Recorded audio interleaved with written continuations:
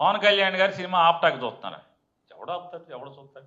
ఎంత దిక్కుమాలిన పరిస్థితి అంటే వీళ్ళది, ఈ ప్రభుత్వాన్ని. సినిమాటోగ్రఫీ మంత్రి గారు ఆయన చెప్తాడు, నిన్న మొన్న మాట్లాడుతున్నాడు, మాజీ సినిమాటోగ్రఫీ మంత్రి ప్రైవేటు వ్యవహారాలు మీకేం సంబంధం అని అంటున్నాడు. నేను అన్నానా, లేకపోతే వేణు అన్నాడా?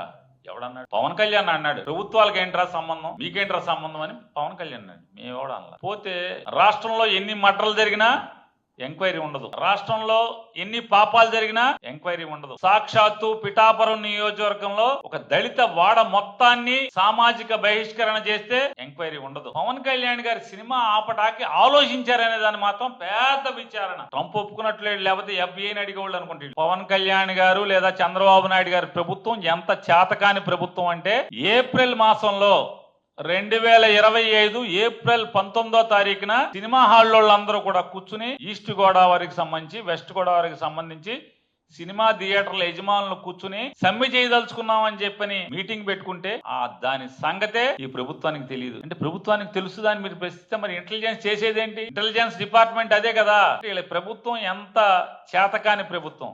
ఎందుకు చేతకానిదంటే, ఉన్న పోలీసులందరినీ వైఎస్ఆర్ కాంగ్రెస్ పార్టీ నాలంటోడు ఇంటి దగ్గర, మా బాత్రూంలో, లేకపోతే నేను ఎక్కడికి వెళ్తాను మా కారు డిక్కీలో కూర్చోబెట్టి, లేదా ఒక 50 మంది 60 మంది పోగేసి ఒక చోట కూర్చోబెట్టి మా ఫోన్లన్నీ రికార్డ్ చేయమని పోలీసు అందరినీ కూడా దీనికి వాడుకుంటే మరి అసలు పోలీసింగ్ ఏమంటుంది? పోద్ది కదా, గాలికి వెళ్ళిపోద్ది కదా. అంటే ఈ రాష్ట్రంలో ఆ శాఖ మంత్రికి ఆ శాఖలో సంబంధించినటువంటి ఏం జరుగుతుందో కూడా ఇంటెలిజెన్స్ రిపోర్టులు కూడా లేనటువంటి ప్రభుత్వం. వీళ్ళ మొహం వాసేట్టు, వీళ్ళ సిగ్గు వదిలేట్టు చెడామాడ కొట్టారు బాబు. 19వ తారీఖు మీటింగ్ జరిగింది, ఆ మీటింగ్ లో ఇట్లా మాట్లాడారా అని చెప్పి ఒక వీడియో పంపిస్తే కానీ చివరికి ఓ సినిమా ప్రొడ్యూసర్ వీళ్ళకి ముఖం వాయలే. వీళ్ళకి ఆడి మీద ఈడి మీద వైసీపీ మీద పడతారు. ఎవడు మాట్లాడాడు? మా ప్రభుత్వం దమ్మున్న ప్రభుత్వం, గొప్ప ప్రభుత్వం కాబట్టి సినిమా రేట్ల నియంత్రణ మీద ఎన్ని షోలు ఎన్ని గంటలకు వేయాలి, రోజుకి ఎన్ని షోలు వేయాలో మేమిచ్చిన జీవోనే ఈ రోజుకి మీరు పాటిస్తున్నారు, అమలు చేస్తున్నారు. రద్దు చేయాలి కదా. మేము చేసింది తప్పు పని అయితే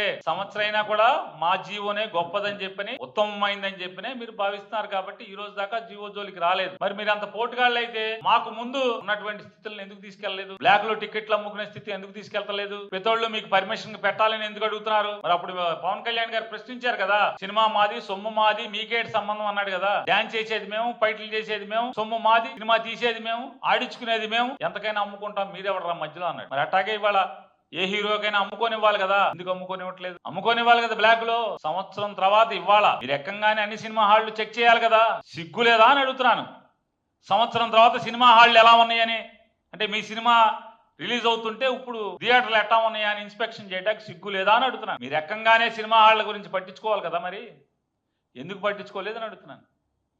అప్పుడు తెలీదా మీరు బ్లాక్ లో టికెట్లు అమ్ముకున్నప్పుడు? అప్పుడు తెలీదా పాప్కార్న్ ఎక్కువ అమ్ముతున్నారని? అప్పుడు కూల్ డ్రింక్ ఎక్కువ అమ్ముతున్నారు, మీకు తెలీదా?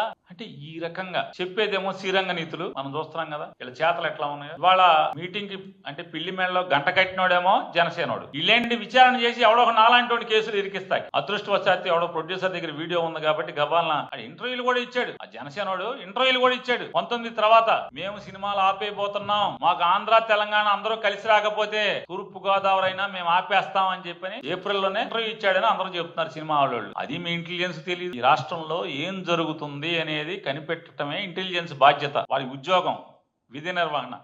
దాన్ని గాలి కుదిరి జగన్ ఏం చేస్తున్నాడు, పేరు నానిగాడు ఏం చేస్తున్నాడు, ఆడెక్కడికి వెళ్తున్నాడు, ఫోన్లో ఎవరితో మాట్లాడుతున్నాడు, ఫోన్లో రికార్డ్ చేయండి మాకు వినిపించండి. మొత్తం పోలీసు వ్యవస్థనంతా కూడా ఇట్లా అడ్డగోలుగా వాడుకుంటే చివరికి మీ మాడు బయలెట్టే మీ ఓళ్లే తెడ్డెట్టి ఎరగొట్టారు మిమ్మల్ని. ఇది వారి యొక్క ప్రభుత్వం యొక్క ఏలుబడి ఏ రకంగా ఉందో. కేవలం ఈ రాష్ట్రంలో వైఎస్ఆర్ కాంగ్రెస్ పార్టీ వాళ్ళని కక్ష సాధింపు తప్పితే, పోలీసుల్ని లా అండ్ ఆర్డర్ కోసం కాకుండా కేవలం వైఎస్ఆర్ కాంగ్రెస్ పార్టీ వాళ్ళని వేధించడానికి మాత్రమే పోలీస్ వ్యవస్థను మొత్తాన్ని వాడుకోవటం వల్లే ఇవాళ ఆంధ్రప్రదేశ్ రాష్ట్రంలో 2-3 సంవత్సరాలు 5 ఏళ్లు కూడా నిండని ముక్కు పచ్చలారని పసికందుల దగ్గర నుంచి 60-70 ఏళ్ల ఆడ వ్యక్తి వరకు కూడా ఎవరికి మాన ప్రాణాలకి రక్షణ లేకుండా పోయిందంటే కేవలం వీళ్ళ చేతకాని ప్రభుత్వం వల్ల, వైఎస్ఆర్ కాంగ్రెస్ పార్టీ మీద కక్ష సాధించుకుంటానికి మొత్తం పోలీసు వ్యవస్థను వాడుకోవటం వల్లే